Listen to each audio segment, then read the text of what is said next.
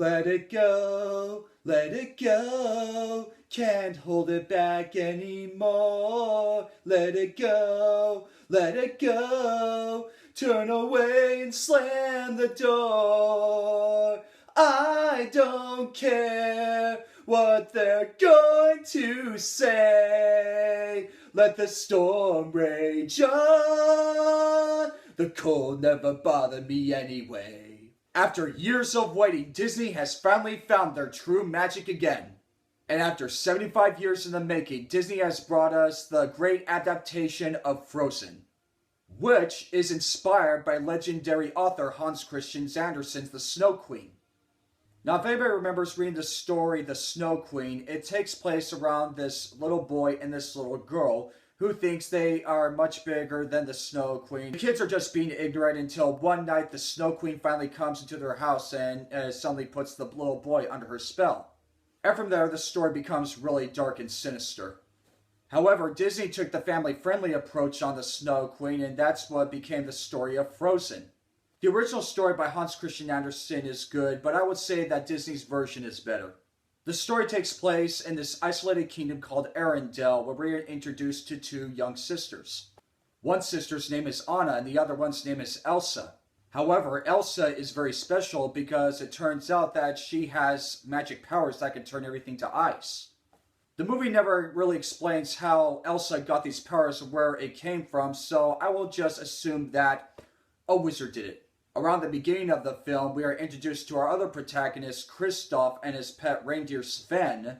And these two friends are just straight up orphans. They never explain where they came from, except they were raised amongst mountain men who collect ice. However, that doesn't get in the way from the storyline from being just brilliant.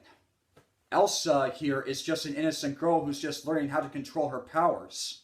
And the way that she is portrayed, how she handles her powers, and the outcomes that come from them, and it's just so brilliantly well done. And as for Elsa's sister, Anna, I just love the way this character is portrayed. She is so clumsy, and this is the first time I've ever seen Disney pull off a character like this. She just has a very unique personality, and I really like that. I could never get tired of the music that's played in this movie. This is what Disney is all about, making great music with their animated films, and when that combines, it's just so brilliantly well done. It's the 1-year anniversary since this great animated classic came out, and this is the 4th time that I have watched it. The characters are memorable, the art direction is wonderful, the songs are wonderful.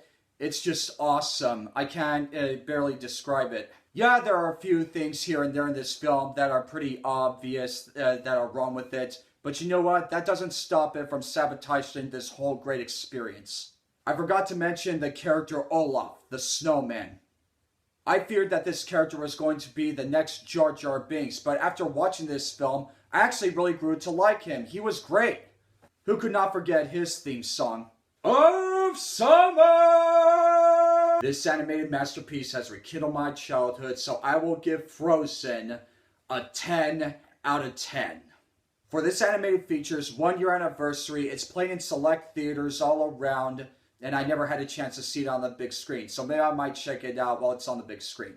Thank you very much for watching this review, guys. Be sure to click the link below and subscribe. I'm looking forward to reviewing Christmas-based films, and I'll catch you all later.